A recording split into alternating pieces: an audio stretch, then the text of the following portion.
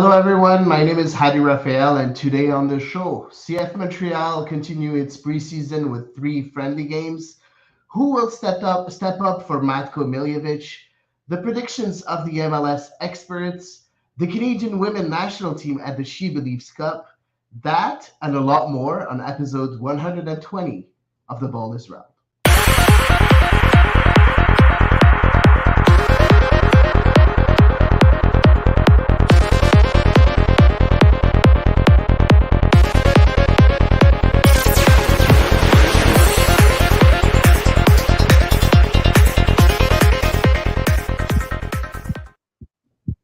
And I'm joined today by my good friend Elias Hady. Hey, Elias, how are you today? Not too bad, Hattie. How about you? How you feeling? I'm fine. I'm fine. Unfortunately, Eve will not be able to join us. She's a bit sick and under the weather. So, we send her our love, of course, and we hope that she gets well very, very soon. Lots of love, Eve. So, hopefully, we'll see you next week for the next episode of The Ball is Round. But, Elias, I suppose you're happy today because Barcelona has a nice cushion in La Liga. First place, 8 points ahead of their fierce rival Real Madrid. So no worries for you, right? You're relaxed and everything. In La Liga, it's going well, right? The Europa League is complicated with squad decisions and now injuries and suspensions. So they made their life a little bit more difficult than they needed to be, but it was still one of the best games of the year, I think, between United and Barcelona. So that was still very entertaining. But at least domestically, they're doing things right. Another 2-0 win. It wasn't super dominant. It wasn't super dominant. It was just they got in there, they got the result, they got out, no complications. And I think that's what you need right now, especially when you're in multiple competitions. I think just getting your result with as little difficulty or fuss as possible is just exactly what you need right now, especially against relegation sides. Of course, and no Copa del Rey for Barcelona. Are they out already? Oh no, they're still in, but it's how the midweek is, right? They rotate between European competition and the League Cup, right? So Okay, so you now have they're in. three competitions still, not only Yeah, two. no, Okay, there's that's three now. pretty good. So That's pretty good. As for me, a terrific Ligue 1 season this year yeah, with Marseille in second place, 5 points behind PSG, and only 2 and 3 points ahead of Monaco and Lens. Every game matters. Knowing Le Classique will be held next Sunday. And Chan asks me, and he sends a question. He sent a question for me, and I'm just gonna put it on the screen here.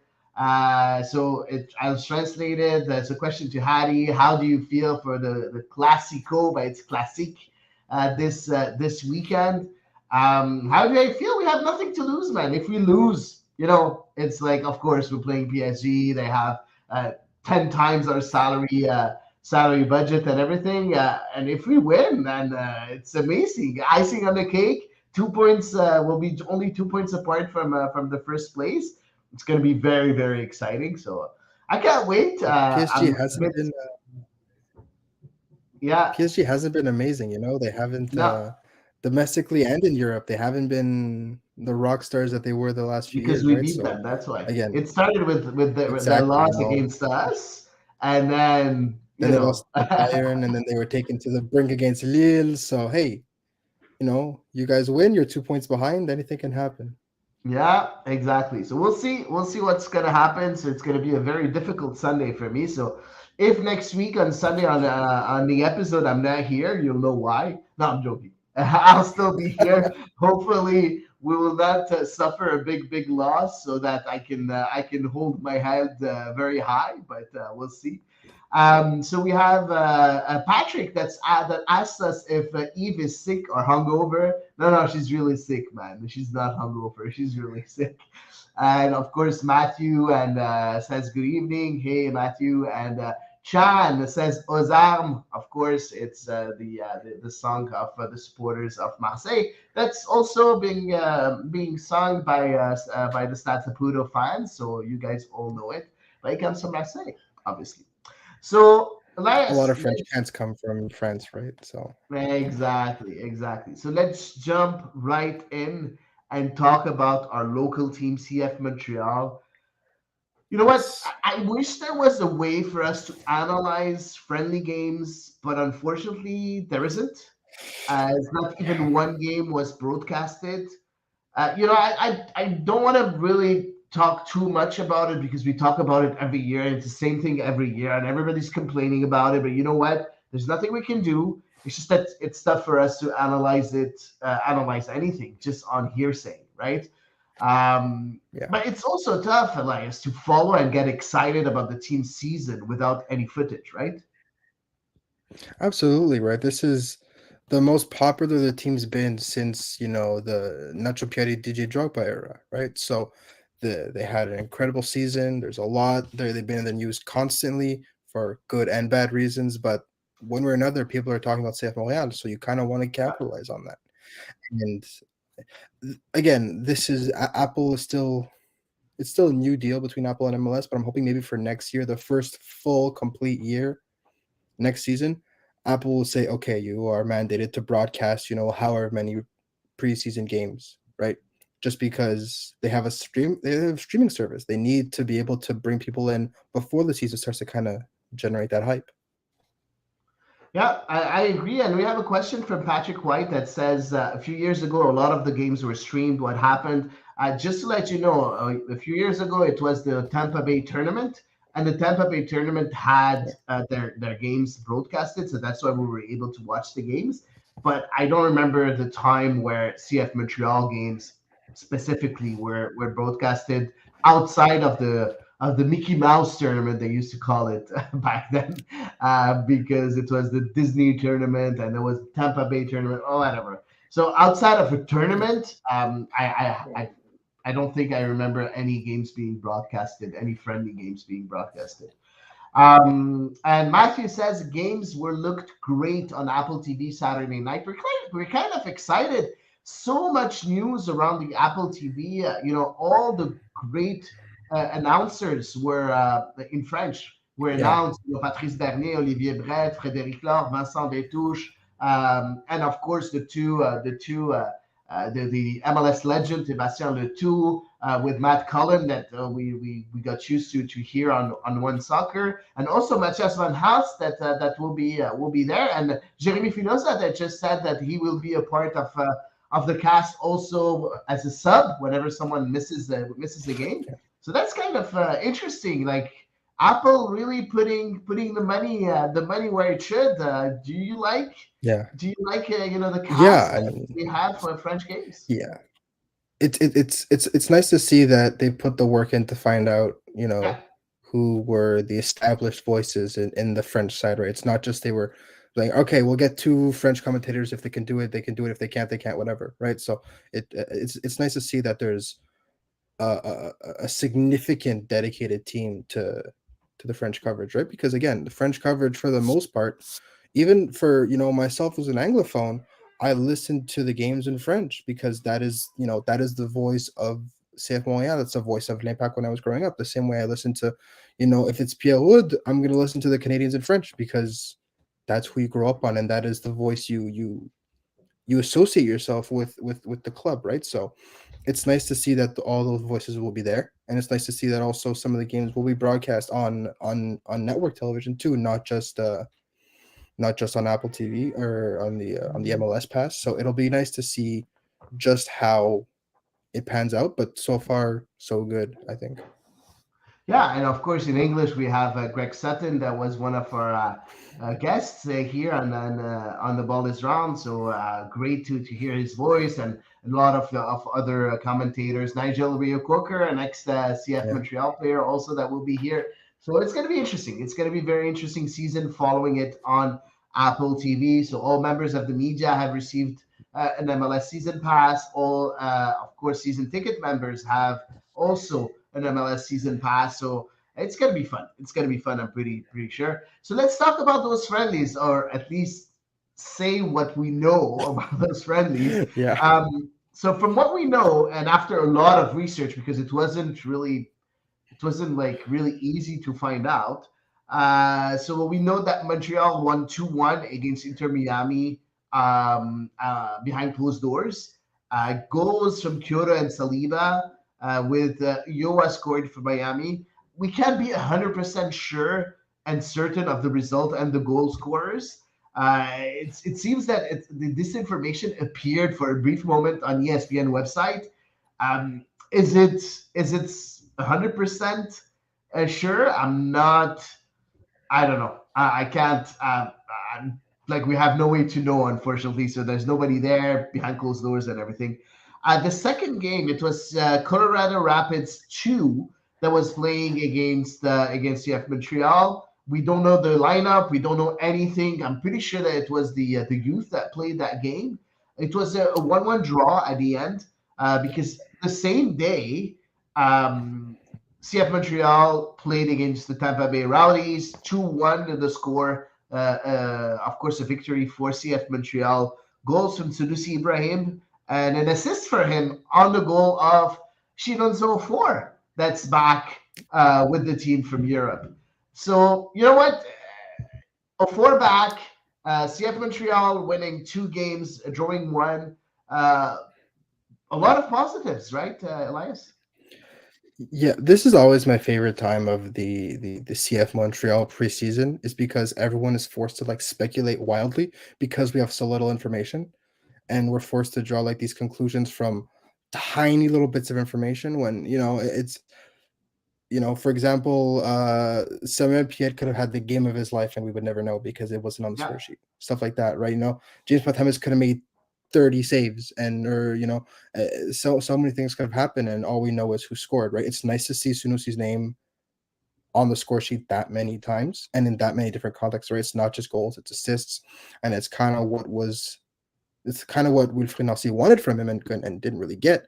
So maybe this new system is something better for him. But again, we're just throwing darts at a board and seeing if we're right, come match day one.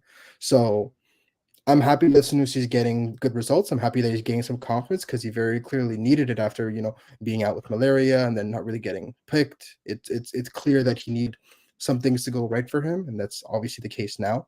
So hopefully this carries over to the season and maybe helps answer a lot of these questions that are being asked with the Montreal attack.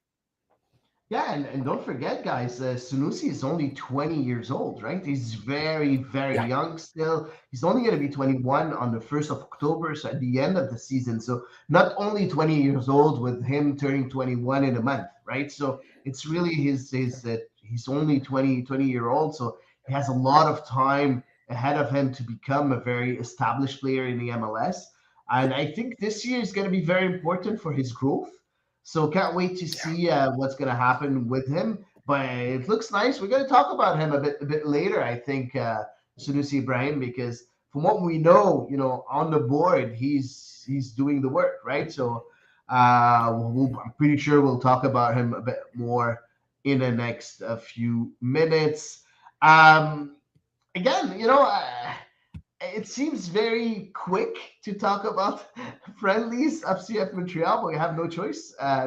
Again, yeah. I'm sorry, we wanted If to we could go watch to the whole like, game, yeah, yeah, exactly. We wanted to do a deep dive, but it's like not possible, and it's not our style to go and analyze stuff on 30 seconds of footage. So we're just gonna say exactly what we know and what we heard, and that's it. So if you have any questions regarding the preseason, feel free to ask, and we'll try to answer as much as we can, unfortunately. But what we know is that on the 17th of February, we learned that Matko Miljevic had a successful surgery, and he's going to be out for 8 to 12 weeks. It's tough to get injured that early in the season, real Elias, right? And knowing that also Miljevic was supposed to be on the starting 11. yeah, it's you have to feel for him because he it looks like he made such great strides in the off season. He looked very very improved, and again we saw 2 games, and granted it was against the U23s and PLSQ All Stars, so it wasn't MLS caliber competition, but in the little game time that we saw, he looked so comfortable and he looked really just someone that had gained a lot of confidence, right? Be it with Georgie leaving and him getting some assurances, or him just, making developing parts of his games that needed to development. He looked really good. And this setback, especially without having been able to play a full MLS game, right? Like if this happened mid-season, it sucks, but you have that assurance that this is the level he can play at. Now we're gonna have to wait 3 months to be like, is all this pre-camp hype, has he lived up to it? So we don't know. But again, this, and I said it earlier, aside from Kyoto and Wanyama, this has to be the least, the player that Losada wanted to see injured the least. Obviously, as a coach, you never want to see any of your players injured. But in terms of just the structure of the team and the way that he seemingly wanted to start lining people up in the preseason lineups that we've seen, this is absolutely just a kick in the groin for at least the way he wanted to start the year, right? Things happen, things change, people's form changes. But to start the year off on the right note, this was what he really wanted to get done. And now that you're gonna have to, of course, knee surgery is no small thing, right? It's 2 to 3 months, but it's also a lot of questions because knee surgery is something that lingers, right? Meniscus tears, I have two of them. Meniscus tears are something that you recover from and you're back to 100%. That's something that heals completely. But the psyche behind knee injuries and knee recoveries doesn't go away. It takes a lot to get rid of it. So it'll be interesting to see how much support he has, not on the field but off it, not in the physio room but off it, right? Because if he has a good support system, if he has people keeping his morale high, he's still involved with the team, then the recovery goes that much better. But it's so easy to get down yourself, and then once you come back to training, all you think about is, what if I hurt my knee again? And then Exactly. it's And a then same thing during terrible games, cycle. right? Yeah, same thing Exactly. during games. Whenever you avoid contact, you're afraid, psychologically, it's not very easy to come back from such an injury. And when you think about it, they say that he's going to be out 8 to 12 weeks. That's only the recovery. Don't forget that after he has to come back to training, start the training, really Yeah. progressively, and at one point restart training with contact, and then get match fit, and then start some games, and maybe get a few minutes off the bench and then be incorporated into the starting 11. So this could be an absence for 3 to 4 months, right? Because if Yeah. you count everything for him to be Before he's completely back to and starting finally fit. 100%. Exactly. Absolutely. Exactly. So that's a big blow for CF Montreal. And Patrick says something very interesting. He said, "I still don't see this roster as complete. Not saying we need a panic move, right? But we need someone with a bit of more experience in that attacking midfield position, especially if we are going with two attacking midfielders." Um, I don't really agree with that because we have a lot of attacking midfielders in the squad. So I don't see Olivier Renard coming and signing another one, knowing that we have a lot. Because yes, of course, Miljevic is injured right now. Okay. But you do have Sean Rea that's here. You have Nathan Saliba that's been playing up front also. You have uh, um, um, what's his name? Ahmed Hamdi. Ahmed Hamdi that's here also. And of course, and we said it last week, Sunusi can play there, Kyoto can play there, Mason Toy can play there. So, all those players that can Desang, play who was formed as a 10. themselves also as an attacking midfielder. So you have quite a lot of players that can fill that position. And Mathieu Chouanière, huh? Don't forget Mathieu Chouanière also that can play that Don't, position. you can't forget Matashwanya. It's his natural position. So who do you Yeah. think will come and take the place of Matko Miljevic, who was supposedly supposedly a regular first team starter in that team? I think it's Sean Reyes going to naturally step into that, just in terms of the dynamic ball carrying and chance creating number 10. It still depends because, again, he needs to work out some of the finer points of his game. He needs to bring it up to that level. He's definitely very close to there, and you see flashes of it constantly. But in terms of consistency, there still needs to be bits and pieces added, and that's why I think that, and that's why my first reaction to Matko getting injured was they need to pack in the midfield now. They need to recreate Matko or recreate the same way they were trying to recreate Georgie after he left. They have to find a way to supplement all the different aspects of his game, right? And we have on this depth chart in front of us. There's a lot of players that can play 10, but like you said, there's only two or three that are proper natural tens that developed as a 10 and that have played their entire lives as it, right? You have Ahmed Hamdi and you have Sean Rea, right? Mathieu Chouanière has played all over the place and is kind of a victim to his own versatility. Nathan Saliba is a classic box to box, and the others are strikers that happen to be good enough to play as a 10. So I think that if they decide to go with like a 10, 110, and maybe like a second striker that drops a bit deeper, something like Romel Kyoto did very well with Kamara, something that Sunusi does quite well. We could see some success in that, and I think that's how Losada's kind of playing it right now with the two strikers. One maybe not as a traditional tandem, but more one playing a bit deeper, linking up with the midfield.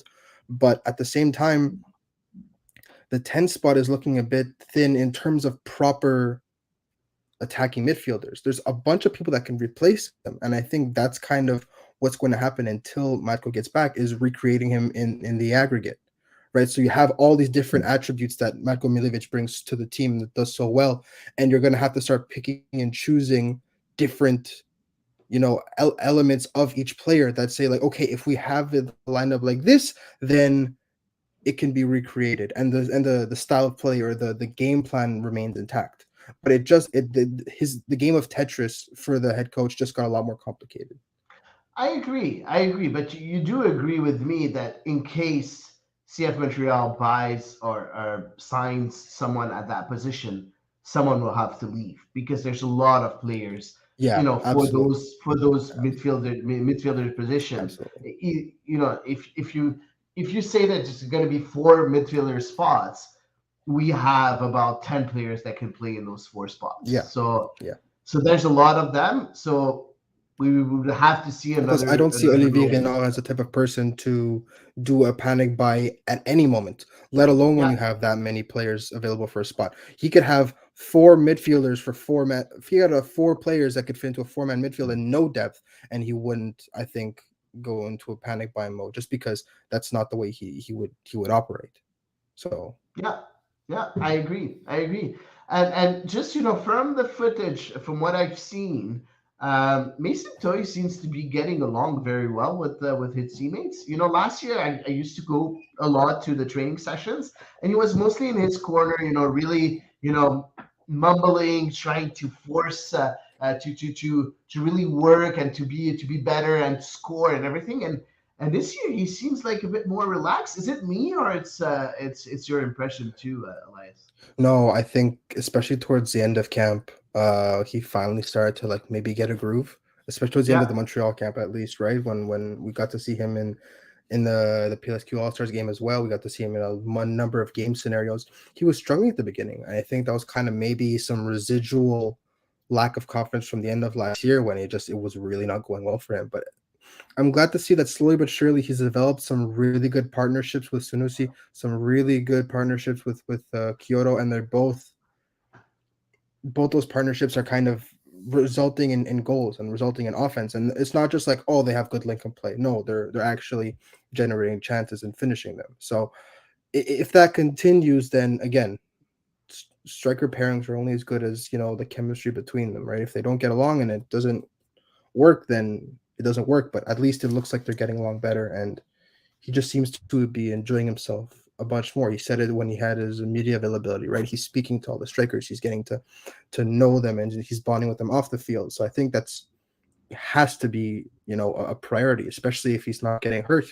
So if he could spend a whole season without missing any game time due to injury, and he gets some even more familiarity, then yeah, of course it'll be bonus. But I think that injuries have killed him. Obviously, his he builds momentum. You get hurt, you miss a month, you're forced to start from scratch, right? So it's good to see that he's in the right mindset. yeah, I agree. He seems in the right mindset, as you said. Now, let's talk a bit about the departures for CF Montreal. Jean-Eliel Assis being loaned to Atletico Ottawa. A news that was released by CF Montreal. He was loaned previously to Cavalry. He didn't play a lot. He did play a bit, but he didn't play a lot. The good move, right, for Jean-Niel, I see in your opinion? I mean, a number of CF Montreal Academy players have had a lot of success in the CPL and have come back to the team and Yeah, found positions, right? I mean, this year alone, you have Sean Rea, you have Mathieu Choignard, you have Jonathan Sirois that are all perfect examples of, you put in the work, you bide your time, you go about it the right way, and the club will appreciate that. So as long as Jean Yanasi has a good head on Pantemis his too. shoulders and Don't is forget. and Patemis, right, who spent some time at Valor. So as long as he goes at it with the right mentality and he embraces the opportunity instead of saying I'm doing this to get back to CF Montreal to the first team, and use it as a learning experience and say, okay, I'm playing with a bunch of professional players. I've been doing this for decades, right? So this is my chance to learn in the environment. Maybe not as much pressure as an MLS club where he has to make do with 5 minutes a month on the field and has to make sure that those 5 minutes count. He'll get more minutes, and he maybe without that pressure, you build confidence, you build a rapport with your players, and you get to show what you're made of. So I think that Montreal has shown that they're willing to send people on loan, bring them back, and then start them and embrace that the players that come back from loan. So I think that Johnny LC is just another example of someone that can do really good things if they buy into this, right? So I'm Yeah. excited to see how he does in Ottawa.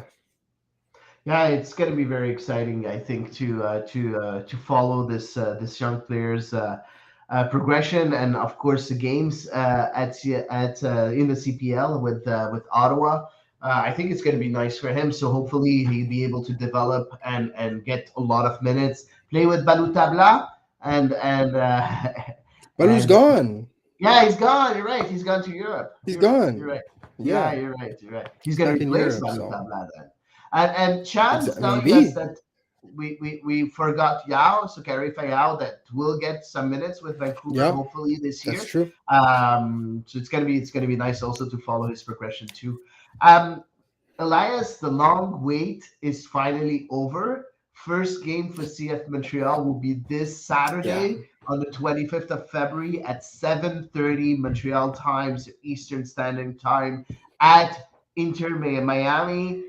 What can we expect about that game? Is it going to be, are we, do we have to expect a fully prepared CF Montreal team, or are we still kind of in a still preseason mode? What do you think? I think every team is at least a little bit in preseason mode, right? There's only so Yeah, much that friendlies can do to prepare you for the intensity and to prepare you for the just the day to day of a regular season, right? So we know that this entire week is going to be their first week of the regular season. There's no friendlies, there's no pre-week, there's no preseason camp. This is not training camp. This is training. So this is their first week, and I think that they're in very good shape from what all the players have said. They're in better shape than they've been at other points, in their time with the club. I think that they need to, given that Losada is going to play the way he's going to play and play with high energy. It's a bit more vertical, so I think that they'll be ready for the start of the season. I don't think they'll be obviously in mid-season form. There's a reason it's called mid-season form. of course. And I think that could also be an advantage for people like Chinonso 4, who has games under his belt, who can come in and, if there is a bit of a lull in the game and Losada looks at his bench and goes, I need somebody, I'm going to take somebody that's already played a half dozen games, right? 10 games. So if that's the case, then form is all that matters when you bring people off the bench, right? You have your starting 11, sure, but off the bench, it's anybody's guess. So if Chinonso 4 can prove that, I'm just as good as if I hadn't gone on a plane, traveled across the ocean, and then started with a new team, then he can really take advantage of that. But for the rest of the unit, I mean, it all depends on how they come together and how they embrace these tactical differences. I think that they're familiar with one another. I think the entire starting 11 except for Sean Rea and Aaron Herrera have all played together for a whole season. So I think that in terms of familiarity and comfort, there shouldn't be that much of an issue. Yeah, and I agree. And when you think about Aaron Herrera, it's exactly the same type of player of Alistair Johnston. So, and he Exactly. seems very, to fit in the mold very, very easily. We saw him in the friendlies, giving a lot of assists. He's exactly the same kind of player that has great deliveries. He's able to give like really good crosses, but also can play as a right center back too. So exactly the same kind of guy as Alistair Johnston. So I don't think that will be an issue.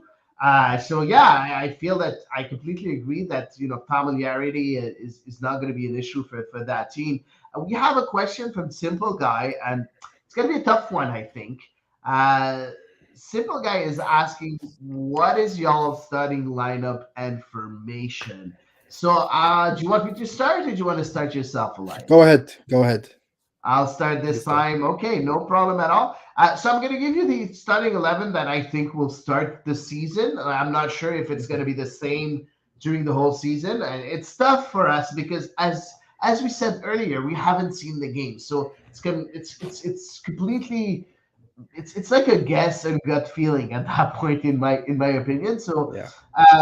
so Bentemis in goal. We're gonna have. I think it's gonna be. I'm not gonna say a 3-4-3 and more a 3-4-2-1 because for me a 3-4-3 it's two people. The two offensive Yeah. midfielders are mostly on the wings. 3-4-2-1 it's mostly attacking midfielders, more central attacking Yes. midfielders. So we're gonna have Waterman on the right, Camacho in the middle, and Kamal Miller on the left as the three center backs. Nothing really surprising there. Aaron Herrera as the right wing back, Lassi Lapalainen as the left wing back, Samuel Piet and Victor Wanyama in the middle of the pitch. And up front, that's where it's going to be a bit tricky. With Miljevic being injured, I think we're going to see, um, yeah, we're going to see it's tough. I think we're gonna It's a see tough question. Kyoto and Saliba or Kyoto and it's tough. It's really tough. Kyoto and Interesting. Sunusi. I would say Kyoto and Sunusi and up front Ofor.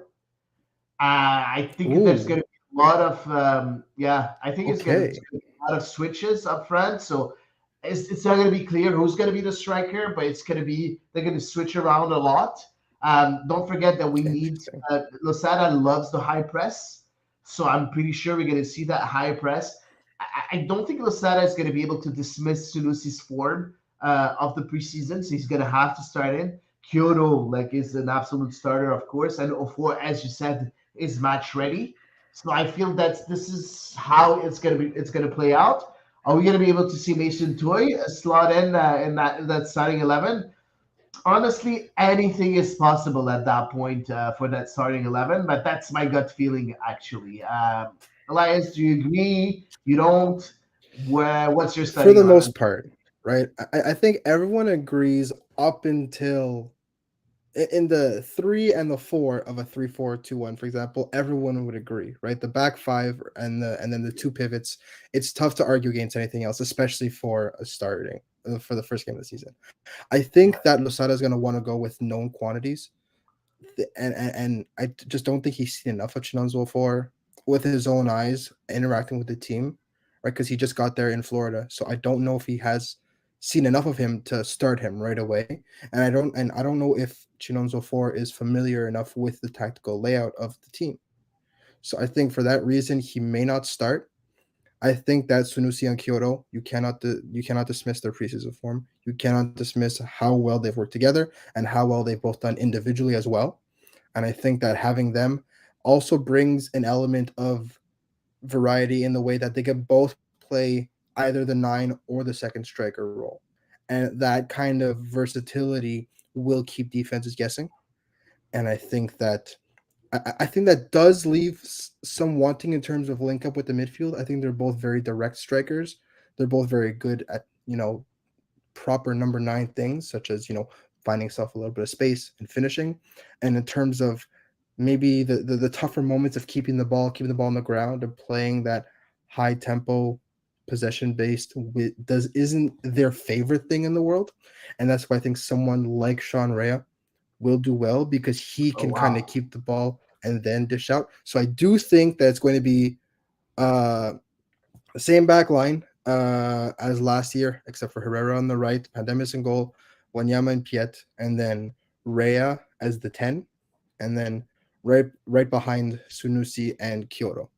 And I think that brings just the right amount of variety and familiarity for the first game. And again, I don't know if that's he does have to scramble a little bit with Mako being injured and being out for so Yeah, long, right? Because yeah, when he left the game, they still weren't sure about it. When Anausada spoke with the media, they still weren't sure. They were still running tests, and then 2 days later, it came out that he was a day or two. It came out that he needed surgery. So I think that given how last minute this is, and given all the different tactical layouts he's tried, I think that going forward, the two strikers give you more. And if you have someone like Sean Rea that can drop into the midfield, play with Wanyama and Piet, and then kind of kickstart something onto the flanks before, Aaron Herrera finds a great ball in, then I think that having that tactical and technical quality is probably the best of both worlds. And I think that, for the first game of the season, that's the best you could ask for. yeah. I like that. I wouldn't be surprised if it's your starting 11 that it gets it. I wouldn't be surprised that Chan mentions Chouanier playing Shwanya is also an with option, yeah. Kyoto and Toy. In his opinion, that's also a possibility. I still don't think that Sanusi will sit this one out. Pretty sure he's going to start that game because he's been in tremendous form. So, but it's a possibility. Kyoto and Toy make sense. Also with Chouanier, also that could be a starter. Ahmed Hamdi could be, it could be his revenge because he's been injured a lot and he didn't have the Right. chance to show his abilities, and maybe this will be an opportunity for him to showcase his abilities and prove that he belongs he belongs in MLS, he belongs in the starting 11. So many question marks, but it's going to be exciting. It's going to be very, very exciting. um All these question marks because we're not allowed to watch the preseason games. exactly, I'd give you exactly. such a better and such a more definitive starting 11, but the four last games we haven't been able to see other than highlights. So what can you do? Exactly. Exactly. We're all, and it's not only us. Even like the traditional media, it's not only us. Go ask RDS, TVA Sport, or whoever it is, and they don't have more information than us. So yeah, it's pretty tough. It's pretty tough. Now, home opener for CF Montreal will be on the 18th of March against the Philadelphia Union at 7:30 at the Yes. Olympic Stadium. We all can't wait for that game too. So that's it for the news around CF Montreal right now. And we do have, of course, the yearly exercise of MLS Yes. giving its predictions. So before we start, if you don't mind, Elias, let's start and let's take a look at the MLS predictions in 2022. So beginning of 2022, Yes. just so there's no conspiracy theories and stuff like that. So we had Charles Bohm saying eighth in the East, Tom Bogert, 6 in the East. Matt Doyle, 5th in the East. David Gass, 6th in the East. Sam Jones, 6th in the East. Joe Lowery, 4th in the East. Greg Seltzer, 12th in the East. Andrew Vebe, 8th in the East. So we all know we finished second in the East. So, but still, you had one, two, three, four, five of the eight experts, saying that Montreal will be in playoffs. So, which is very surprising when you think about it.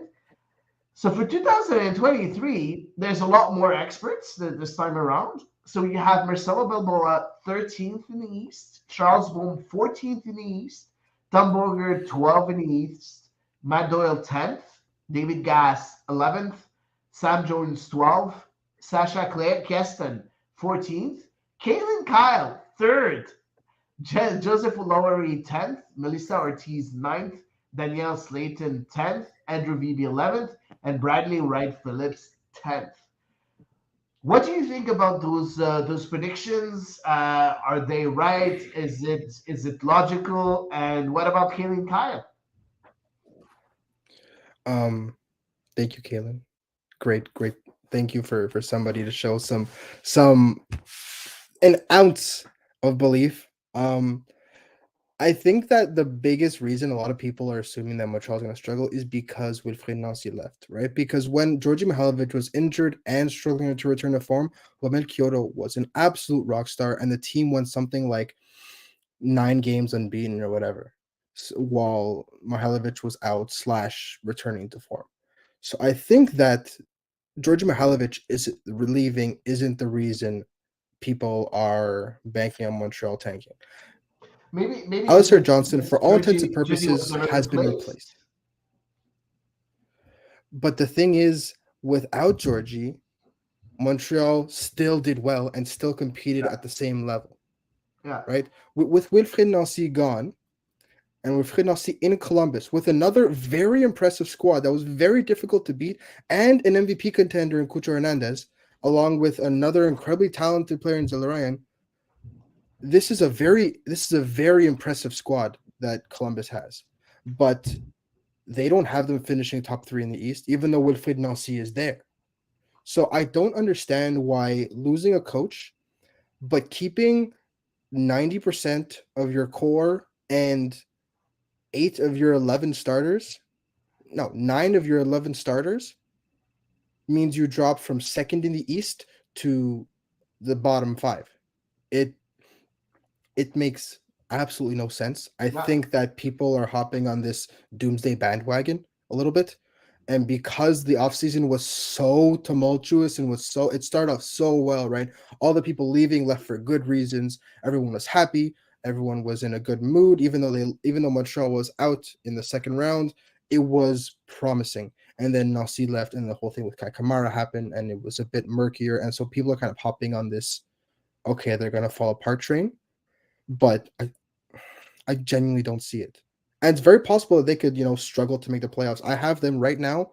I would say that if they were to make it anywhere between 6th and 4th, if they could even fight to host a playoff game, that would be an absolute win. Yeah, But this is I this is agree. unquestionably a playoff team. Healthy and informed, this is unquestionably a playoff team in my eyes.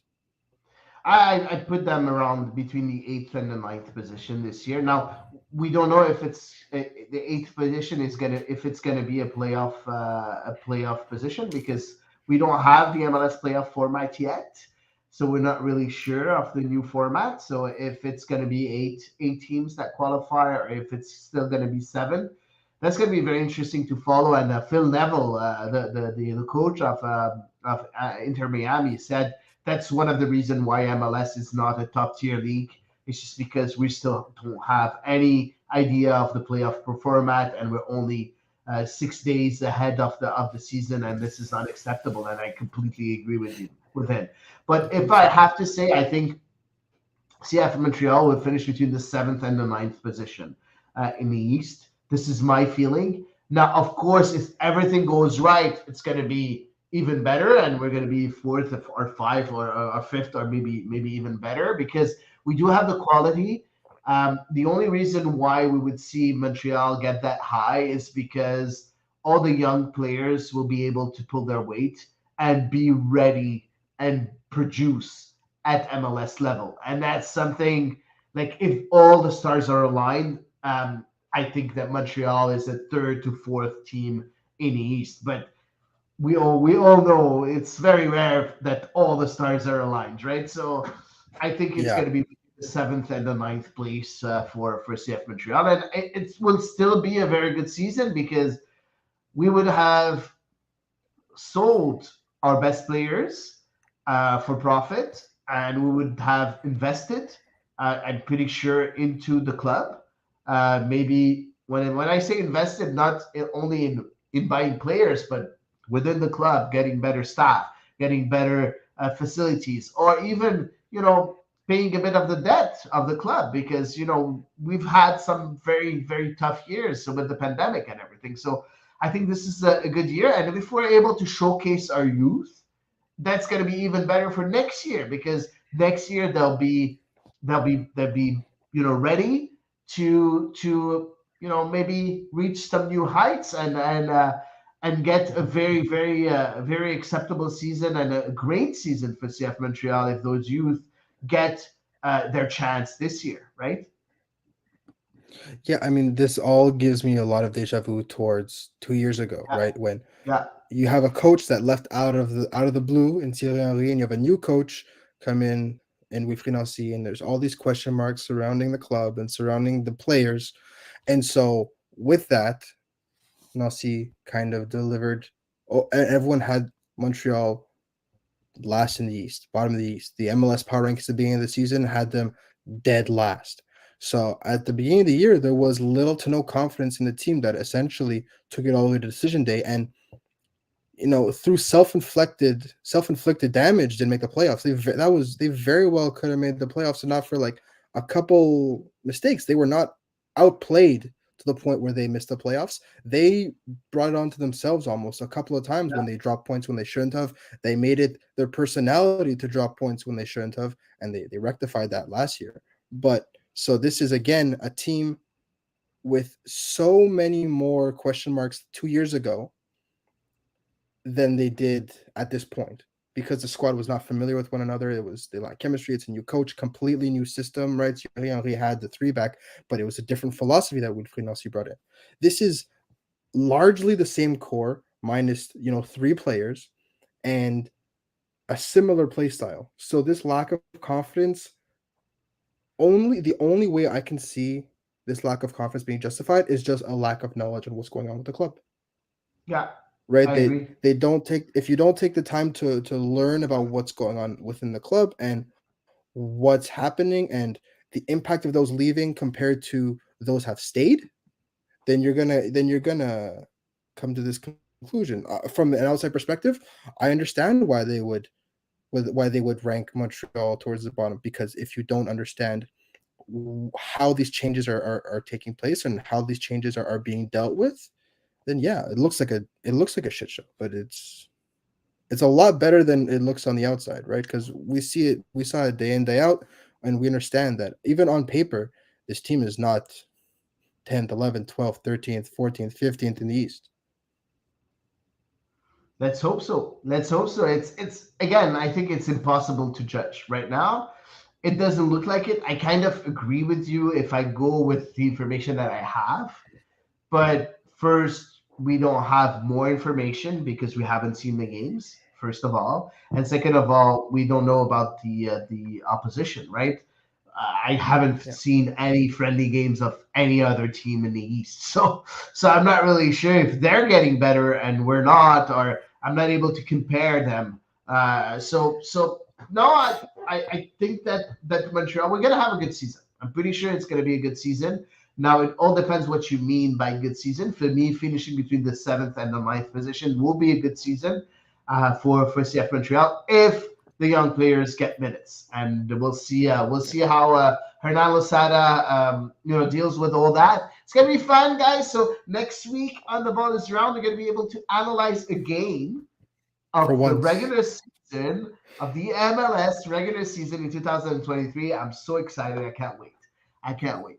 Let's move on to the next topic because there are some very important games that are going on with the Canadian national team, the women's national team, playing in the She Believes Cup. We all know, we talked last week about what happened with the Canadian women's national team that really is fighting for equal pay. They are playing right now. We also saw the English team showing their support by wearing the same T-shirt, saying "Enough is enough," and we love that. We love that solidarity within the teams. We also saw before the game against the U.S. The two teams, rounding up and showing a show of solidarity also, which is really nice to see in pro sports. Do you think that this this whole thing around the women's national team is kind of dividing them, or do you think it's boosting them and bringing some solidarity that we wouldn't have seen if we didn't have that issue? Well, I mean, one of the hallmarks of this national team is just how close knit the group is, right? That's all that every player talks about, is they get along well. There's a great sense of community within the team, and not just within, like, the starters or the core, but within everybody. That whether they come to camp, whether they end up on the plane to the tournaments, whether they're starting, it's everyone really does feel like they're in this together, which is what you want in a national team. It's an ideal situation in terms of, dynamic. And I think that this will only serve to bring them closer together. I Yeah, don't think that there's going to be any kind of, locker room division, especially on something as important as this. They are they've had to face discrimination their entire lives, right? Even as kids, people look down on women's sports. So it's not something that's yeah, new for them. This is not a new thing. They've been doing this since they picked up a ball, or they picked up, a pair of skates or a basketball, or any kind of sporting event. So I think that they are all on the same page with this. I don't think that this will cause any kind of issues in terms of chemistry. In fact, I think that, they'll be more resolved than ever to show the world what they can do, and yeah. also, prove once again that they are more than deserving of the very basic things they're asking for. Yeah, I completely agree. We're not going to go through that again because we talked about it a lot in the last episode. Please go and listen to the last episode where we talked about it, I think, for at least an hour. Um, Yeah. we're all in agreement. This shouldn't happen in 2023, but you know what? It shouldn't happen in the 1800 either. So there's no excuses anymore, and it's time that everybody looks themselves in the mirror and things get done the right way because nobody's accepting that anymore. It's as simple as that. So moving on to the game. Canada, we're just going to go very fast on the first game because, it's been a while. So Canada, US. First of all, let's show the starting 11 with Cayman Sheridan in goal, Alicia Chapman, Kadisha Buchanan, and Vanessa Gilles. And on the right, there was Ashley Lawrence that was playing in defense. In the midfield, we had Grosso, Fleming. Then we had Becky, Leon, Haitema, and Sinclair up front. So it's tough for the women's team against one of the best in the country. They started very, very, very slow. A lot of pressure of the U.S. national team that was about to score maybe 5 goals in the first 10 minutes. Yeah. Sheridan was amazing, and finally, of course, wasn't able to do anything on the Swanson's shot, 1-0. And then after the second goal, a lot of pressure on Vanessa Gilles that tried to give a back pass to the keeper. Swanson again picks up the ball and scores in the open net. What's really shocking during that game is that we haven't seen anything offensively from the Canadian women's national team. We only saw maybe one or two situations that were interesting, but not much. The starting 11 didn't seem to really know what they were doing. It's the first time, in my opinion, that we've seen the women's national team having so much trouble under Bev Priestman, very disorganized. What do you think about that first game against the US? Yeah, it was the right word was disorganized. I think a lot of time, I think that, whether it was just being, emotionally drained from everything that's been going on for the last, week. It feels like it's been going on for months now, but again, this is all really kicked off about a week or so, right? So I think that it's been a Yeah, very difficult week for the women's team. I think that, having to come to grips with this, for anybody, having to come to grips like this, and then having to go play one of the best in the world at whatever situation, is not an easy ask. um I think that there's stuff you can learn. There's definitely learning experiences from this the game against the States and against the game against Brazil, but ultimately I think it's just, you know, getting out there and playing together and building some familiarity, which is again the most important part of this tournament is getting used to playing with one, like, as a team again. So it wasn't particularly enjoyable to watch, but I think it was maybe a necessary lesson in just, like, okay, we're gonna have to work at it, and they showed it in the second game against Brazil. Yeah, we'll talk about that. So other players that came on the pitch during that first game. So Quinn, Simi Awujo, Evelyn Vian, Chloe Lacasse, Jade Rose, and Jenna Hellstrom. It's been a while since we've seen her Yeah. on the pitch with the Canadian national team. So that's pretty nice to see that. But yeah, I think a very disappointing outing for the Canadian national team against the US. And of course, we're expecting the worst against Brazil, knowing that the games against Brazil are always very tough, always Yes. Very very. physical. It's always it's like a flip of a coin, and you're not really sure who's going to win, right? So it's always that way because they're very similar teams in their level of play, and I was expecting to see a bit more changes in the starting 11, but there wasn't a lot. So we saw a very interesting lineup that was completely different, tactically, but not the names were kind of the same, but tactically it was completely different. So we have Sheridan, that was the goalkeeper, that didn't change. Jade Rose playing as a right back. She's usually a center back, but she played as a right back. We had Vanessa Gilles and Kadisha Buchanan in central defense. Alicia Chapman as a left back. In the midfield, as holding midfielders, we had Jesse Fleming and Julia Grosso. Playing as an attacking mid, we had Awujo, and then we had Becky on the left, Lawrence on the right, and Leon as a striker.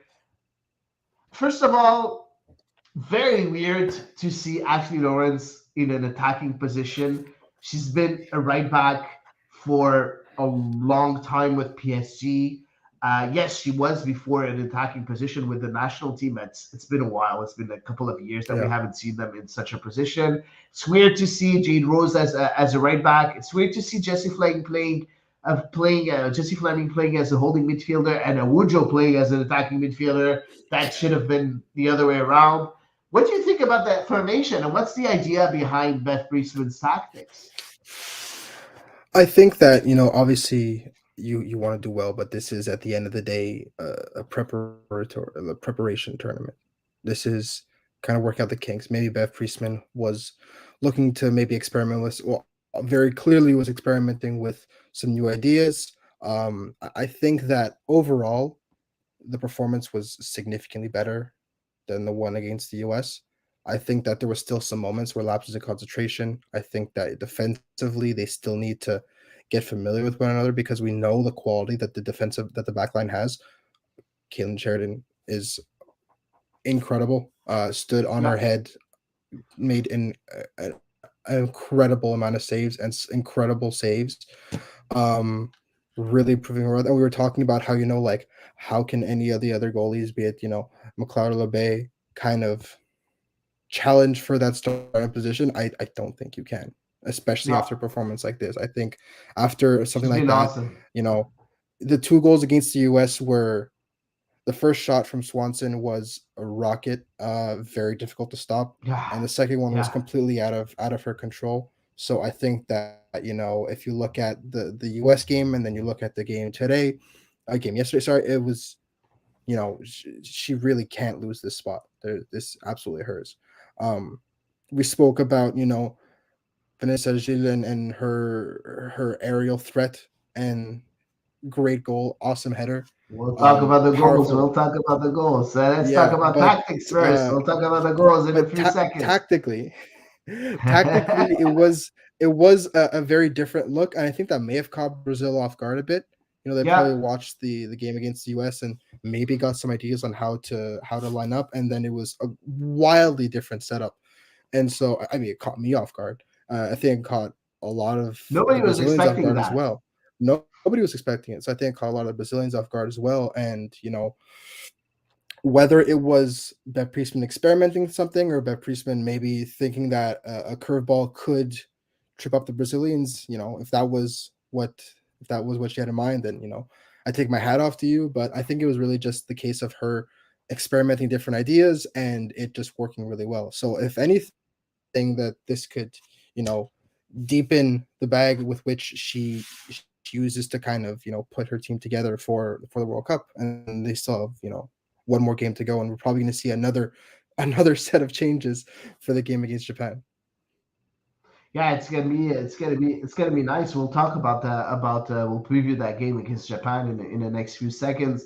But yeah, I think that the idea behind it, first of all, Jade Rose had a very good game as a right back. I was a bit surprised. Yes, of course, she's still a rookie, right? Like she's still adjusting to the life Yes. as a pro and with the women's national team, of course. So there was a few errors, technical errors here and there, but most of the time she didn't seem out of place at all. She No. did very well. We all know we're still waiting for Jade Riviere to come back in form. She was injured. She's about to get into rehab right now after her signing with Manchester United.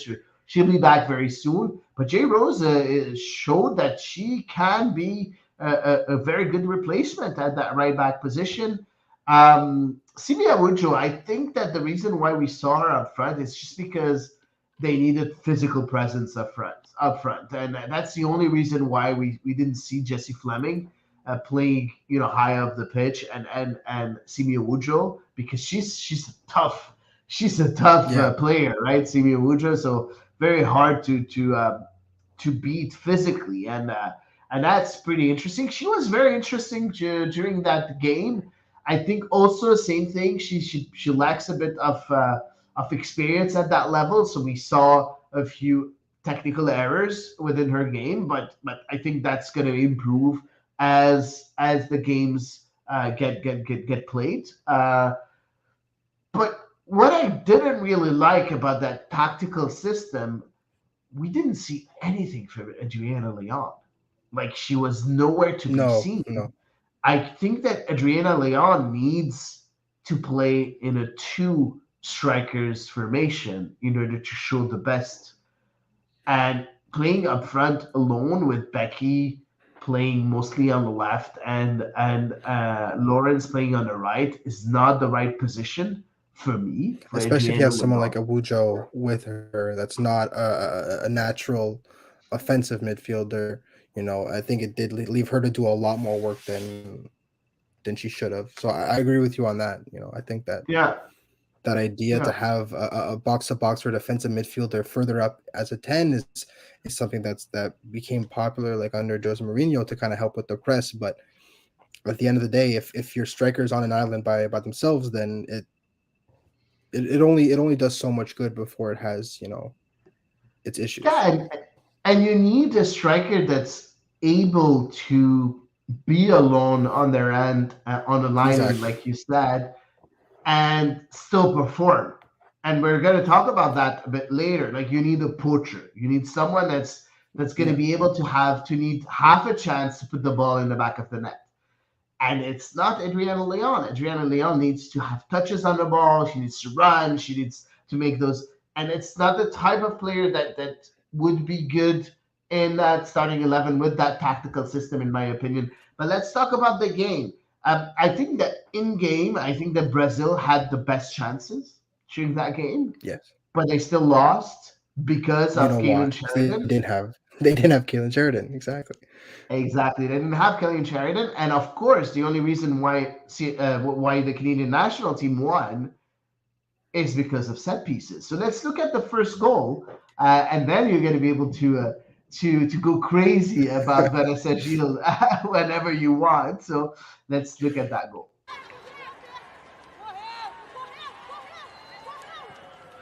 Jessie Fleming for Gilles, right place, right time, and an emphatic finish for Vanessa Gilles. The offense coming through the center backs again for Canada. They're not going to ask how. They're just going to like how it looks on the scoreboard.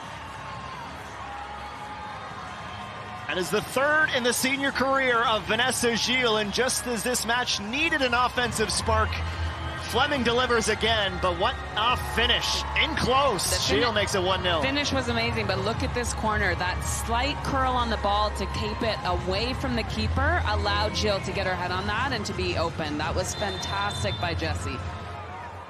And absolutely sensational as she soars through the air, keeping the Brazilian keeper planted nearly on her line. Remarkable finish, and that is a much better start for Canada, who have finally broken the clean sheet that they've been set up against. So, what do you think about that goal? So I'll let you start describing that. Yeah, goal. I mean, we spoke about it last week. I love a center back that may not be the most imposing presence, but that's just great in the air. I think that even if the Brazilian defender doesn't slip, she wins that header. She gets there first. The ball was perfect. She met it right at the apex. The goalie had no chance. It's the way you draw it up. It's the way you do it in training, and it could not have gone better. I think that was a set piece that it was exemplary. That's the set piece you should be aiming for every single time you go to take a corner. So it was great to watch, to see that executed that nicely. Yeah, you know what? The power that she has, the power that she puts on the ball. This is not something that you see very often in the women's game, and that's why she's so good in the air. She's so good, and the positioning, the way she takes the ball, the way she meets the ball with her head, it's just unbelievable. Vanessa Gilles, taking the place of a very good player of like Shelina Zadorsky, that was the starting defender next to Kadisha Buchanan.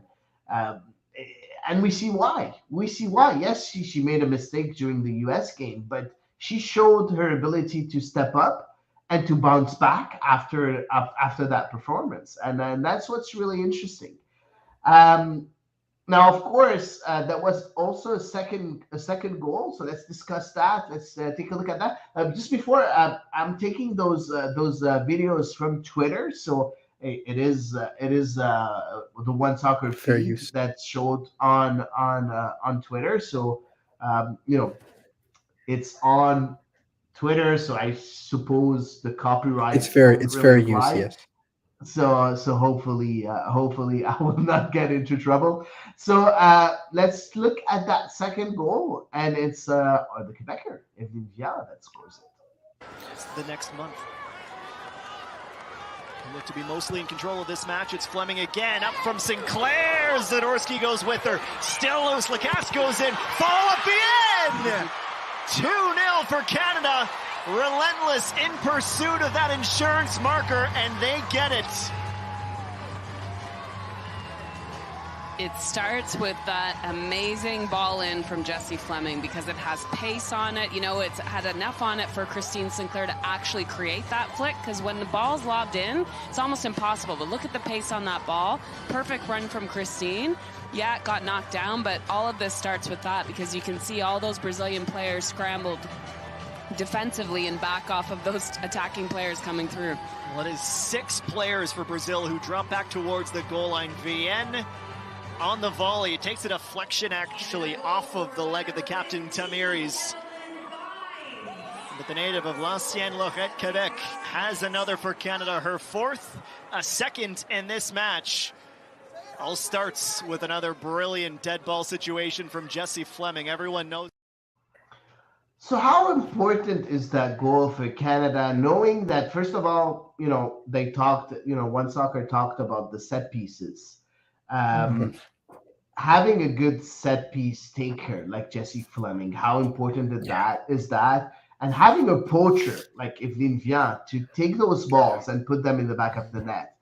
Do you think this is what we should see from the Canadian women's team, to have, those two players, Fleming playing more and more attacking midfielder role, and Evelyne Viard playing that poacher role? Do you think those should be a starter? Should be starters?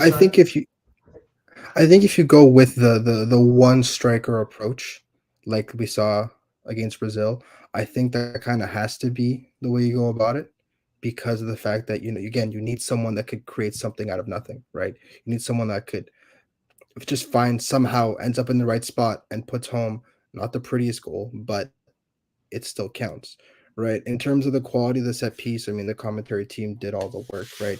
When it's an in swinger like that, you want to just create chaos. So you can't create chaos by just lofting the ball in the air. It was a great pace. The flick on was exactly as he drew it up, right? So the whole goal was to create chaos and kind of profit from that. That's why you had a couple of players that were staying back to kind of pounce into the box after the ball had finally dropped. So, again, very strong set piece, and someone like Kevin Gaines is gonna thrive in situations like that. So if she ends up starting, it'll be because that's how Beth Priestman thinks that like if we play against a team that is not solid defensively, maybe has some pace and has good is good one-on-one defending, then we're gonna try and create chaos, and that's where someone a poacher like Evelyn Vienne will thrive.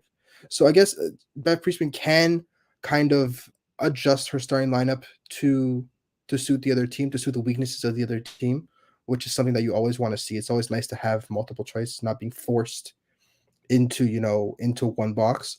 So I think that Evelyn Vienne has done great for herself to kind of give herself that exposure and show her skill set and play her style and say that, look, if you do play this way, I'm good for it.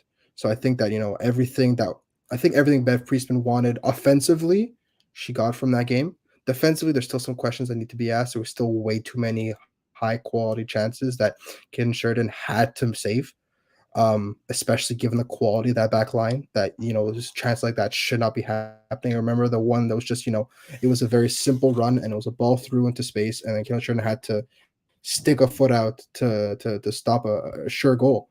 So stuff like that can never happen, especially with a back line of that quality. So I think that there's still some defensive tweaks to be made, but offensively it's a much better showing. I think she got some really good information on how different lineups can evolve and how different lineups can find success on their own way. So I think that the idea of having someone like Leon alone up top very clearly was not working, but someone like Ibn Vienne, who has a different profile, can find a lot more success. Yeah, and I think that she's been the most prolific player up front, outside of Yeah, Christine Sinclair, obviously, but she's been the most prolific up front. She's been better than Leon. She's been better than Becky. She like goal scoring form, of course, and Heidema also. So I don't know what's wrong behind giving her a start. I know that she doesn't participate a lot in the build-ups, and I kind of understand that, but that's not what you need because you have a lot of creative midfielders. So you need someone in the box to finish those chances. You have players that can cross the ball. You need someone in the box to finish them. So that's what you need, in my opinion. Also, another player that really was really, really good in when she came off the bench, Chloe Lacasse. Chloe Lacasse created so many chances for the Canadian national team that was ridiculous. And for me, she should be a starter too. So I hope that Beth Priestman is gonna show us a bit more of those players in the next starting 11. You know what? Let's talk about that next starting yeah, 11 because um, Canada will be playing Japan in the last game of the She Believes Cup. So it's going to be on the 22nd of February. So very very soon at 4 p.m. At 4 p.m. I think yeah. Eastern Standard Time, if I'm not mistaken. So what would be your starting 11? I mean, you have to keep a lot of the back line is how you're going to be approaching bigger games. So I think you have to keep the back line intact. I think now it's a time to get a little creative, get a little bit crazy with the attack, because it was very clear that the way that the attack was deployed against Brazil is not going to work. I think that the way the attack was deployed against the US showed some promise. I think that just the US game was just had too many difficulties to draw any definitive conclusions from. I think it's one of those games you kind of just have to flush away and forget it ever happened. So I think that I don't have a typical 11 that I want to see, but I know that I want to see something new, right? I want to see Beth Priestman continue to experiment with the team because this is how you find stuff, right? Like Evelyn Viens off the bench wouldn't maybe have had the game she had she been used differently, had she maybe started, right? And hadn't profited off of maybe a tired back line or, these chances that were given to subs that don't necessarily happen to starters. So I think that in order to really narrow down a starting 11 and to get a really good idea for the World Cup, you have to keep on experimenting. You have to keep pushing the envelope. So again, if your back four, your back line is set, your defensive structure is set, and it's more just about familiarity and kind of working out the rust between one another, that's fine. But very clearly, the offense still needs work. The attacking system still needs work, and you can't improve on it if you don't keep trying new things. Because again, if you just keep beating your head against the wall until something works, then it's not going to happen. So this attacking 3 and 10 that we saw had some good moments, but it really wasn't at the level needed. So change it up.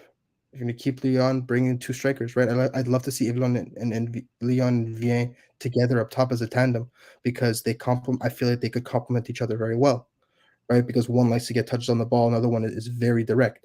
So that could then create some headaches. But they need to switch it up. You need to try something new because that cannot be the last impression you get from this tournament is the attacking performance from Brazil. You know what? I would go with the 4-2-3-1.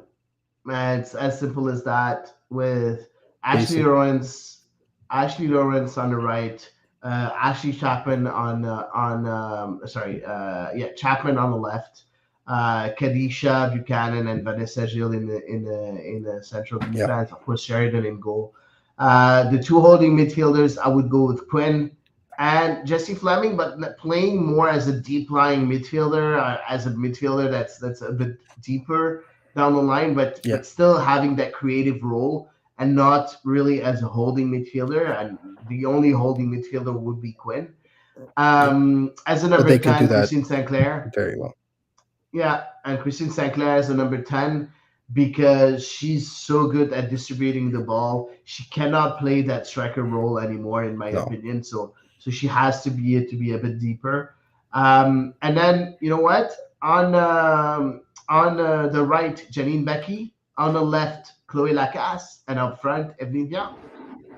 This is my starting 11. And you know what? Yes, of course, there's very talented players that will be on the bench. I agree. But you know what? You can't play every one of them, right? Unfortunately, you have to choose a starting 11. And for me, these players are the players that are in form. And I think it's the team it's the players that will gel together very well in order to create more chances, to be good defensively, and to be a very solid team. Of course, Leon being on the bench, Haitama being on the bench, Grosso being on the bench. There's all those great players that could be starters, but unfortunately, there's not a place for every one of them. But that will be my starting 11 for next time. For next time around, we do have a question from Nicholas Reverdy, saying, "Hi, just joined. What did you think of Jordan Haidema game against Brazil?" So first of all, Nicholas, I'm sorry I don't like your logo, but I'll still answer your question. So I'm not a fan of Jordan Haidema. It's as simple as that. Not only against Brazil, I don't think she showed anything with the Canadian women's national team to guarantee her even a place in the final squad. Yes, she has a ton of quality, but she hasn't shown any of it with the national team. So is it because of the tactical formation? Is it because of the fact that she's not really used to play with the national team? Is it the level of play that's a bit too high for her? I'm not really sure, but I don't think she should be a starter. It's as simple as that. What do you think, Elias? I mean, you know, I don't enjoy, you know, this part of it, but yeah, I agree. I don't think she's playing at the level that was needed, right? She had her chances, she had her opportunities to play her own style and to really set herself apart, and she did it. It's unfortunately that simple, really. I mean, you know, when you're with the national team, you only have so many chances to prove yourself and to show what kind of form you're in. And if it doesn't go your way, it's very tough to kind of reverse that impression. Exactly, And and you so know far, what? she She hasn't really had done much. plenty of chances. She had plenty of chances. Yeah, And looking at Evelyn Vian, didn't have that many chances. but she made it And, count. That's and all that it's matters. exactly, and it's not fair. It's really not fair. I think that Heidema, you know, at one point she needs to score a goal. When's the last time Yeah. she scored a goal with the Canadian I national think team? it might also just be a confidence thing, right? I think she just needs to, right? Because it is known how good she is. This isn't like, you know, this isn't like how is she here? No, no, no. She's very clearly good enough to be here. I think Yeah, it's probably just like a confidence issue, and because right now it's very clearly it's not the same Jordan Heidema that we know, that is, you know, a known quantity, that she is, you know, this good. So I think it really is just, you know, it's maybe part of the mental side, and that, you know, sometimes you hit a roadblock and you have to either push past that or maybe take a break or maybe just, you know, breathe and find your way around it. But you have to, she has to, or else again, like you said, you know, maybe she doesn't even end up going to the World Cup. It's very possible. well, let's wait and see what Beth Priestman is gonna say and is gonna do for that game. Let's hear about her post game presser, like not really a presser, but on the pitch reaction after the win against Brazil. Bev, we're here after a 2-0 win. Just give me your thoughts on that match. I think the important thing for us coming into this game was, the message was, we've got to keep climbing. We can't let that last game define who we are. We were back in terms of a hard team to beat, 2 set play goals. And then you look at the kids that came in and started, I thought they did outstanding. I'm really pleased. I'm proud of the players' performance. They put in a big shift to get this win. And this is the first time in my tenure, which is, you know, 2 years, in which we've had a two-goal lead on Brazil, who are a top side. So really pleased. You kept a clean sheet. How much of a mental boost is that for the team?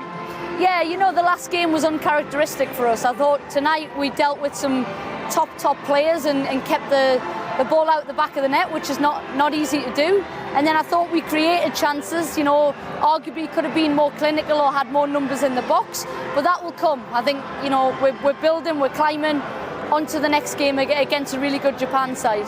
We're building towards Japan now. How much confidence do you take into match day 3? Yeah, I think a win helps. A win helps no matter what the group's going through. A win always helps. There's some smiles on some faces.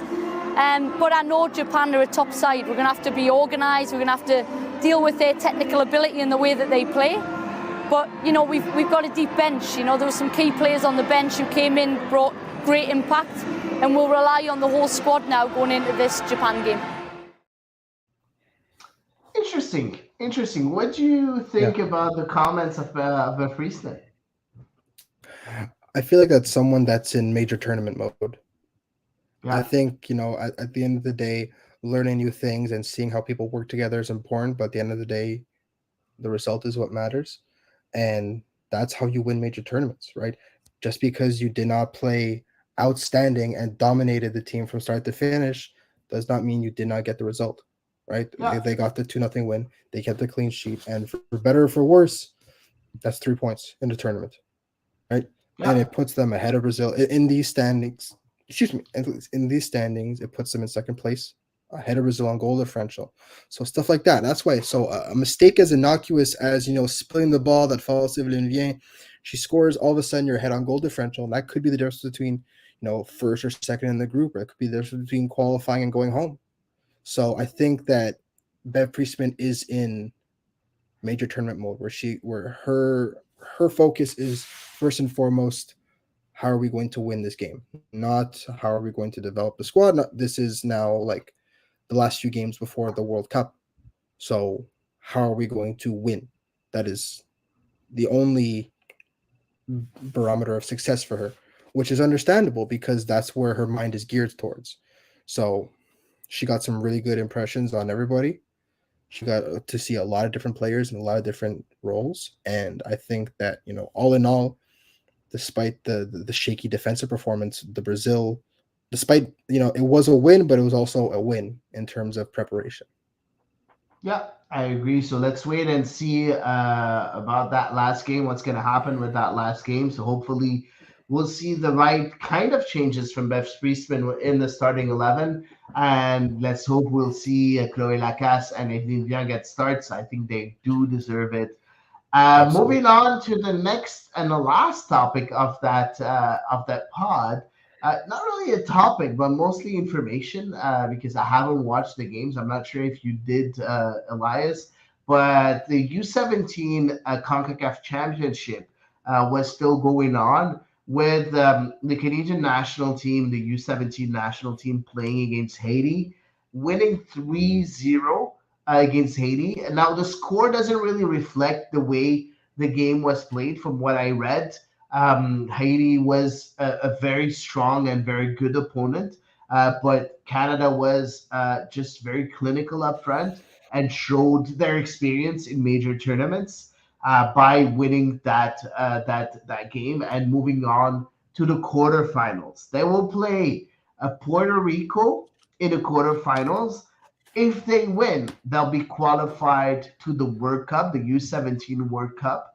It's as simple as that. But also, there's a possibility that they'll play against the US that will play their game tomorrow on Tuesday against Guatemala. So first of all, so qualification is important for the World Cup, but also having the chance to play against their fierce rivals, the United States, in the semifinal would be very important too. In the other quarterfinals, we have Mexico against El Salvador, and we have Panama against Honduras. So that's also very interesting games. What do you think about all that, Elias? Very positive for the Canadian national team, but nothing, they're not out of the woods yet. They need that qualification for the World Cup, right?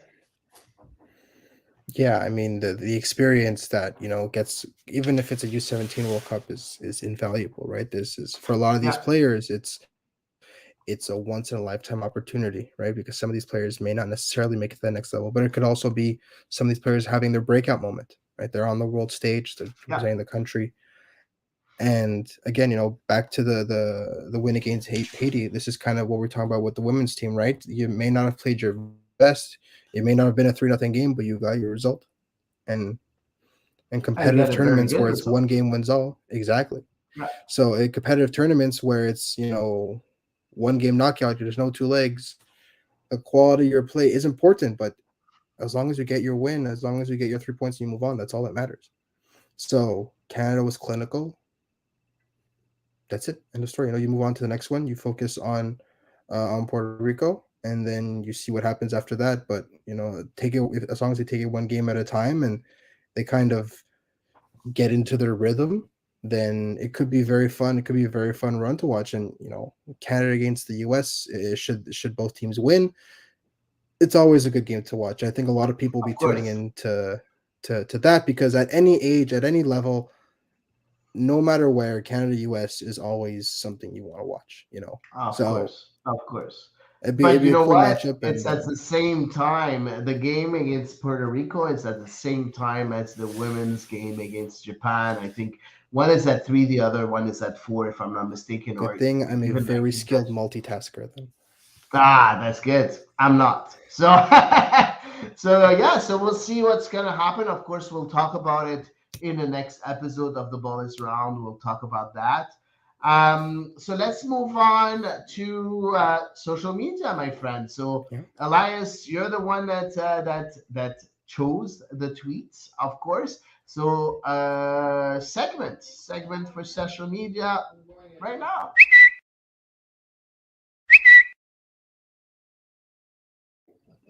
So let's start with the first tweet for you. So Yes. go ahead, Elias.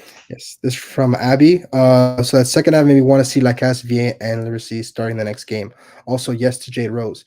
Had has she played since the Australia game? She was incredible again against extremely difficult Brazilian team.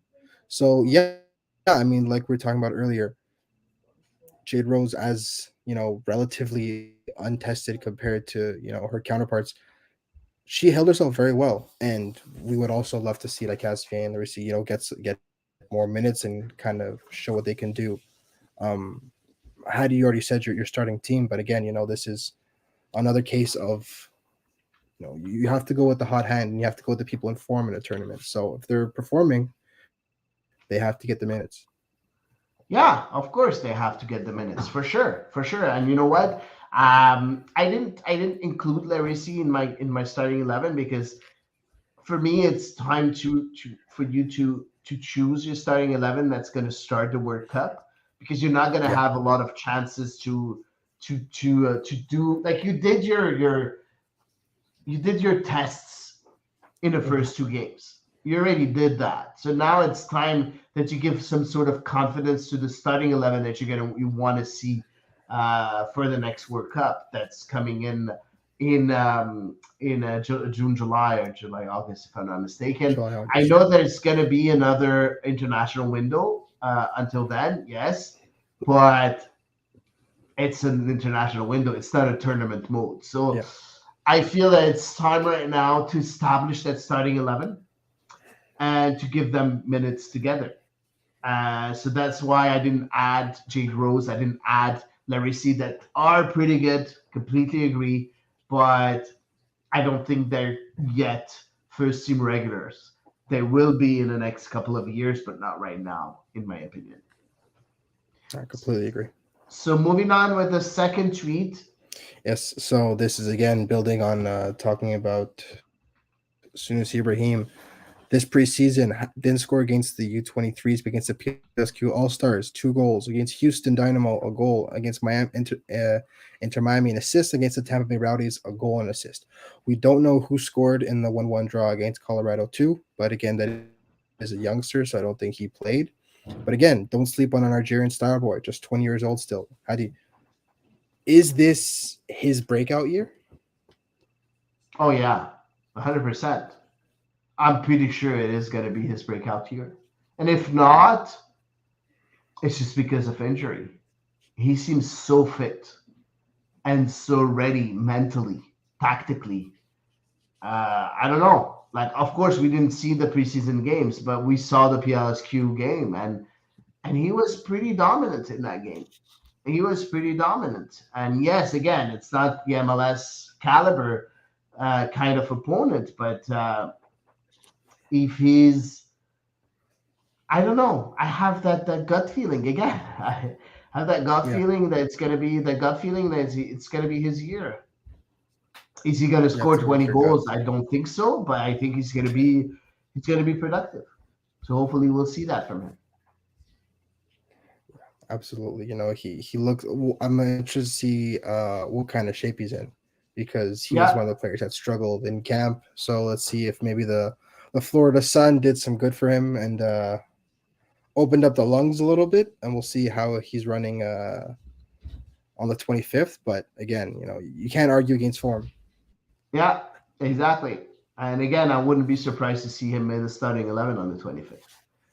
So moving on with the third tweet, Janine Becky, 100 caps. She says, it's been quite a Yeah. journey. I'm grateful, proud, and constantly inspired by the ones around me. Thank you for being on this wild ride with me. Here's to 100 more.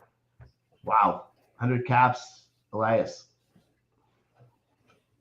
Yeah, I mean it's there's a reason that 100 caps is so celebrated, across men's international play, women's international play. It is such an incredible achievement to that level of consistency, not only to be called up and be amongst the best players for your country that many times, but just to play at the level she's played at for that long as well is an incredible testament to just how good she is, and she still has a lot of legs underneath her, so she's going to keep going, absolutely. And the fact that she got 100 caps at her age means there's Yeah. only I want to see her hit 200, and we'll see Oh, we'll see how she's many going to be able to get 200, I'm pretty exactly. sure. I'm pretty sure, So unless she's that's injured. But exactly. So hopefully she stays healthy and she's gonna smash the 200 cap mark for sure. Hopefully.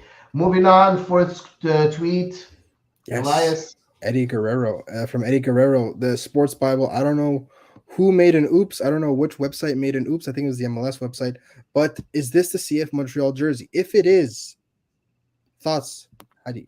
I First love it. impressions, how do you feel? Oh, I love it. It's so nice. I really love it. Now, The the blue only thing that I accent. don't really like is the two circles, like the logo and then underneath it the BMO. Yeah, Like that's something that I never liked, but the design is really nice. Like yes. I love it. I hope that it's going to be the same. Yeah, hopefully it will. What do you think? The I'm just so happy because again, this is before the leak. I was in such a good mood because I knew that no matter what jersey they came out with, it wasn't going to be as bad as the TFC one, which is probably the ugliest jersey in the league. It is so bad. But this jersey is so the royal blue is back. The colors are back, and I'm so happy to see this color scheme. The logo looks amazing on it. I was a big fan of the logo when they presented it. I didn't know how it would look on a new jersey. Again, I'm not a big fan of the gray jersey to begin with, so the logo looks kind of bleh on it. Doesn't really look that different, but on the new blue home jersey, I am thrilled. And apparently, this is unconfirmed, but the next jersey that Adidas is supposed to do is the away jersey. So they do one jersey every year. Yeah, That's why we're still stuck with the gray one. So yeah, hopefully the next one they make is we'll return to that white jersey because there's so many iconic moments last season that having it in that blue or that white would be such a great visual. And I'm happy. yeah. Hopefully, there's more of these moments because the jersey definitely fits the look. Nicholas says, I prefer this than the big BMO circle from the previous home jersey. I completely He's not agree with you, wrong. Nicholas. He's not wrong. Yeah, I think it's sometimes I agree with PSG fans, so I'll agree with you this time. And Alelo by the way. And Holy Gay says, hope our players show as much energy as the model in the tweet. I agree. Yeah, Yeah, thanks, Holy Gale, for listening. I know that Eve is not here, and I it's always nice to hear your thoughts. Thanks a lot for being here. I think she was And happy. I think the lastly, model was just happy it was blue also. So I think she shared our enthusiasm for the blue. exactly. Moving on to the last tweet, Elias, go ahead. Yes. This one is from Radio Sport MTL, who also do really good coverage in Spanish of Yeah, Canadian national team of CF Montreal. But so the Canadian men's national team will have the sale online from February 20th. On next February 20th. It's translated from Spanish, so I'm sorry. For members of Canada Red, and from the 27th for the general public. The tickets for the match versus Honduras, the Nations League game at BMO Field in Toronto on March 28th. Now, if you look at the tickets, it starts at $225 for the premium seats and goes all the way down to 35, and 35 you're basically tucked away in the corner. For a Tuesday night in March, a Nations League game against Honduras, these ticket prices are ridiculous. It's insane. I don't know if you agree, Hattie. I don't know what your thoughts on it, but this is an insane ticket, and I think they'll have trouble selling out BMO Field. I don't think so. I don't You don't agree think so? with you. No, I don't agree with you. I think that all the tickets will be sold, 100%. Don't forget, this is a World Cup team. This is a team that qualified for the World Cup. You have a chance of seeing the Alfonso Davises, the Jonathan Davidses. You have a chance of seeing Kyle Larin, that's doing very well in Valladolid, by the way. Good job on that, Elias. You have so many good players in that team, and everybody wants to go and watch that team play. Everybody, even we talk a lot about the Eurosnobs here in Montreal. All those soccer fans that really don't like MLS. They're going to go to the stadium because these are not MLSers only. these are players that play in Europe and play in the big European clubs. And no, I don't think it's very expensive. I don't think it's unfair, and I'm pretty sure it's going to be sold out because seeing a World Cup team at BMO Field is worth the money. It's really worth the money. I agree, and I think that personally, I would absolutely spend the money should they play a game at Saputo Stadium. That goes without a doubt. I just think that for the timing and for the fact that it is Honduras, and again, with respect to Honduras, it's not Mexico, it's not the U.S. I don't see why It's a the tickets have to celebration. be priced like that. But it's not a Yeah, you celebration. know It's a what? competitive. If it was the celebration tour like the women's team had, but again, what's the men's team celebrating? They lost 3 games. But if this was a celebration tour, then yes, charge whatever you want because it'll be against another high profile team. It'll be a celebration. This is not a celebration. This is a But it's a competitive game. competitive game. It's a competitive game. It's the first game after the World Cup. For me, like, if it was in Montreal, I would pay whatever to go and watch it. Whatever. And nowadays, you look at $50. It's not the $50 before the pandemic, right? Like everything, all the prices have increased on everything, right? So $50 right now, you go and you eat McDonald's, you pay $25. Like $20, maybe not 25, but $20. So, what's like you're going to watch a World Cup team, like you would pay twice what you pay at McDonald's, no? I would. I just think this is a missed opportunity to bring in some new fans by lowering the price, and B, show almost good faith in the fact that they're reaching out to the fans, and they're also showing that maybe this whole financial business is not running everything. So the fact that these prices are what they are, and the fact that to get good tickets you have to spend upwards of like $70 or be a voyageur,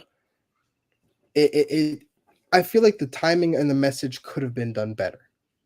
Right. And I'm I agree. 100% agreeing with I you, agree with especially because of the fact that we're not getting a World Cup game in Montreal.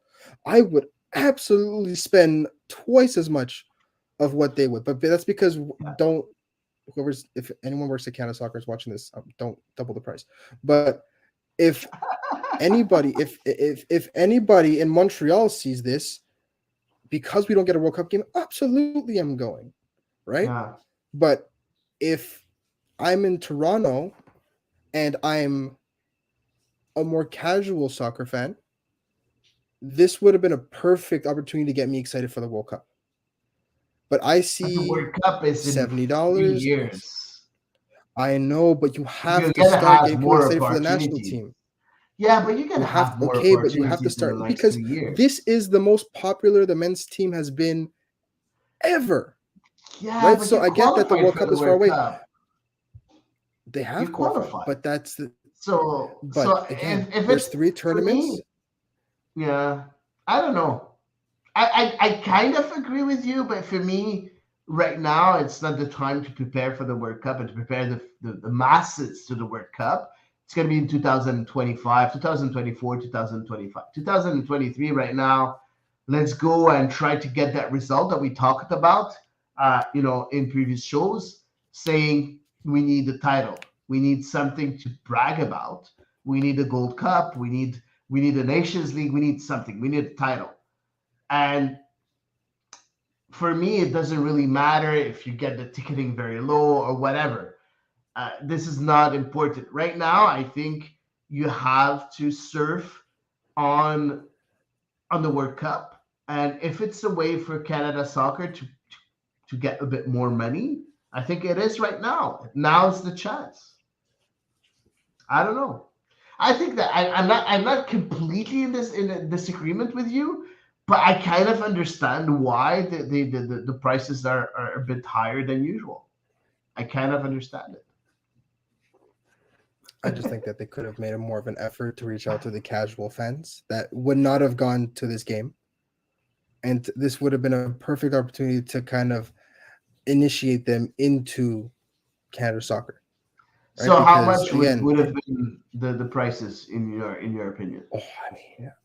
I mean, I think that, you know, look at the lower end prices, the $35, I get that. But the fact that if you want to get anywhere near the field or anywhere near the middle of the field, you have to spend like over $100, right? Category 3 is just on the fringes. Anywhere near, you know, midfield, you're spending $100, $125.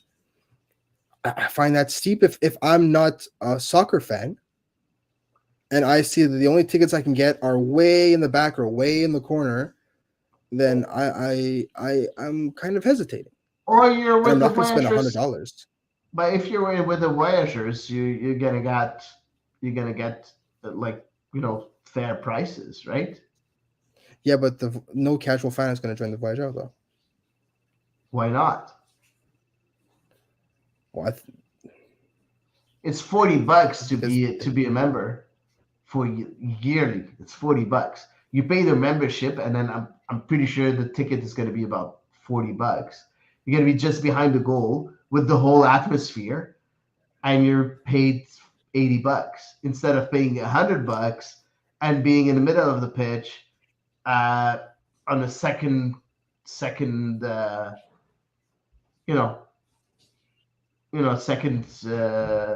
what do we call it? You know, the second up deck there. there. Yeah, second deck. Sorry, I was looking for the word. I don't know. We'll see. We'll see. I'm pretty sure we're gonna sold out. It's gonna be sold out. Pretty sure. I think that I wouldn't be surprised if they sold out. I just think that, you know, if they wanted to, I just think this would have been a nice gesture to fans to, you know. I agree. If you want to celebrate the fans that supported you through thick and thin, through never qualifying or not qualifying in like 40 years, you give them the first game back at, you know, make it free for make it a bit more affordable to get good seats, right? Because again, there's only so much space for the Voyageurs. Like, if you can't get seats there, then you're gonna have to find somewhere else to go. I agree. We'll see exactly 50,000 people in the Voyageurs section. Unfortunately. Yeah. I understand. We'll see what will happen with that game and with all the games of all the national teams, and of course CF Montreal also, that we can't wait to cover. That's it for us tonight. Thanks a lot, Elias, for that segment of social media. It's always very, very appreciated. And let's hope we're going to see Yves pretty soon. Guys, please do not forget, you can always share our content, listen to us, give us comments, ask us questions. We're always here. And we do have a Patreon page for the people that didn't know. Our content is always going to be free 100% of the time. But if you want to help us, help us grow the content, grow the product, feel free to be a Patreon on our page. You can go on our Twitter page and click on our link in order to become a Patreon of The Ball is Round. Thanks a lot, everyone, and see you next week for another episode of The Ball is Round.